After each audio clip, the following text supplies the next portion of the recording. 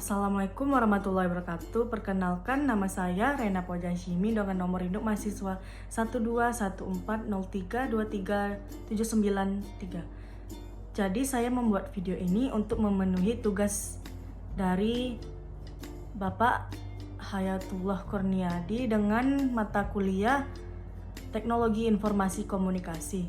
Jadi tugas saya di sini adalah untuk menjelaskan sedikit apa itu implementasi teknologi komunikasi. Yuk, mari simak video berikut ini. Yang pertama, proses implementasi. Proses implementasi memiliki tahap. Yang pertama adalah inisiasi. Inisiasi terbagi menjadi dua tingkat, yaitu yang pertama agenda setting dan kedua adalah match. Agenda setting adalah munculnya ide untuk mengadopsi teknologi komunikasi demi menyelesaikan permasalahan informasi yang muncul. Yang kedua adalah implementasi. Implementasi berarti penerapan teknologi komunikasi dalam kehidupan sehari-hari. Di mana yang pertama adalah redefining, yang kedua clarifying, dan ketiga adalah routinizing. Redefining adalah mengatur, menyusun, dan bahkan memodifikasi struktur organisasi suatu lembaga. Yang kedua, clarifying, yaitu meyakinkan semua anggota atau sebuah lembaga dan individu untuk meyakini tentang seluk-beluk teknologi komunikasi yang dimaksud. Yang ketiga, routinizing. Teknologi komunikasi sudah diketahui jelas dan menjadi bagian infrastruktur dalam sebuah organisasi dan menjadi pelengkap dalam kehidupan sehari-hari. Nah, setelah proses implementasi tadi, ada pula yang disebut dengan difusi inovasi. Untuk sampai pada implementasi sangat dibutuhkan proses yang sangat panjang dengan berbagai penolakan. Kenapa masyarakat menolak teknologi komunikasi yang baru? Yang pertama, itu karena masyarakat masih mempunyai kebiasaan yang tidak bisa dihilangkan. Yang kedua, pola pikir yang masih sangat ketinggalan dan tidak ingin tahu hal yang baru. Yang ketiga adalah kemapanan. Yang ketiga, proses adopsi teknologi komunikasi. Proses adopsi dalam teknologi komunikasi penting dilakukan agar teknologi tersebut mudah diimplementasikan ke dalam masyarakat. Ada 5 tahap proses adopsi. Yang pertama, tahap pengetahuan adalah tahap di mana orang atau masyarakat tersebut belum tentu atau tidak tahu tentang inovasi tersebut.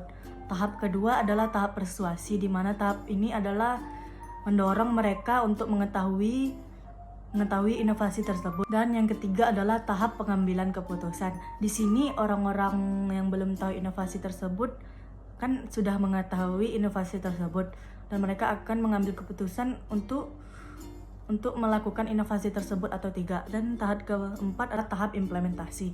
Di tahap ini seseorang yang sudah mengadopsi inovasi tersebut akan mempelajari lebih jauh atau lebih lanjut apa itu inovasi yang sudah diterapkannya. Yang kelima itu ada tahap konfirmasi.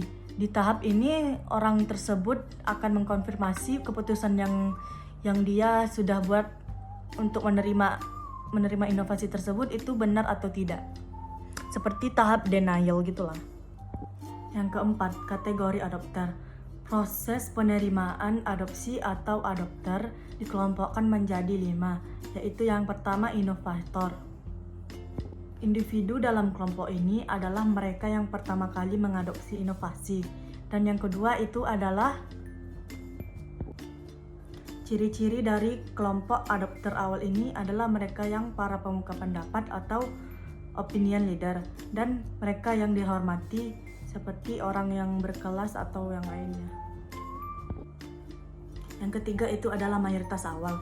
Kelompok ini adalah mereka yang pertama kali mengikuti proses awal untuk mengadopsi inovasi tersebut. Ciri-ciri yang menyertai kelompok ini adalah mereka yang penuh pertimbangan dan tinggi interaksi internalnya. Yang keempat, mayoritas akhir. Kelompok ini adalah pengikut terakhir dalam penerimaan inovasi. Kelompok ini berciri-cirikan yaitu terlalu hati-hati dalam mengambil keputusan dan ragu-ragu untuk menerima inovasi yang telah diterapkan karena adanya tekanan sosial atau gangguan ekonomi yang mereka alami. Yang kelima, kelompok tertinggal. Sebagai kelompok kolot, mereka mempunyai ciri-ciri yang tradisional, terisolasi, wawasan terbatas, dan sumber juga terbatas. Kelompok ini adalah komunitas terakhir yang melakukan adopsi inovasi. Mereka ini bersifat lebih tradisional dan tidak ingin mencoba hal-hal yang baru. Yang terakhir itu adalah faktor penentu implementasi teknologi. Bagaimanapun juga, implementasi teknologi membutuhkan beberapa syarat agar ia bisa diterapkan. Penerapannya paling tidak harus memperhatikan faktor-faktor sebagai berikut ini. Yang pertama itu adalah sistem sosial. Sistem sosial adalah aturan sosial yang diakui, dilaksanakan, dan dijadikan petunjuk dalam perilaku sehari-hari. Sistem sosial hasil kesepakatan masyarakat itu menjadi penentu apakah teknologi komunikasi ini bisa diterapkan atau tidak.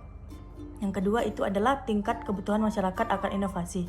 Ini bagian yang sangat rasional dan wajar, bahwa setiap implementasi teknologi komunikasi harus sesuai dengan kebutuhan masyarakat. Hal ini wajar karena setiap manusia dan masyarakat mempunyai kebutuhan masing-masing.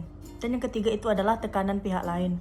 Ada kalanya penerapan teknologi karena tekanan pihak lain. Pihak lain ini bisa individu, masyarakat, atau kenyataan. Seorang individu yang mempunyai kekuasaan atas pihak lain bisa memaksakan orang lain untuk menggunakan teknologi komunikasi baru. Dan yang keempat itu adalah kesadaran individu. Implementasi teknologi juga sangat tergantung pada kesadaran individu. Kesadaran individu itu berkaitan erat dengan kepentingan dan kebutuhan individu. Ini tentu saja menyangkut kebutuhan dasar manusia. Sekuat apapun bentuk-bentuk pemaksaan atas implementasi teknologi, jika individunya tidak menginginkannya, teknologi baru itu akan sulit diterapkan. Dan yang kelima itu adalah kepentingan kekuasaan. Kekuasaan politik juga bisa menjadi faktor penentu teknologi.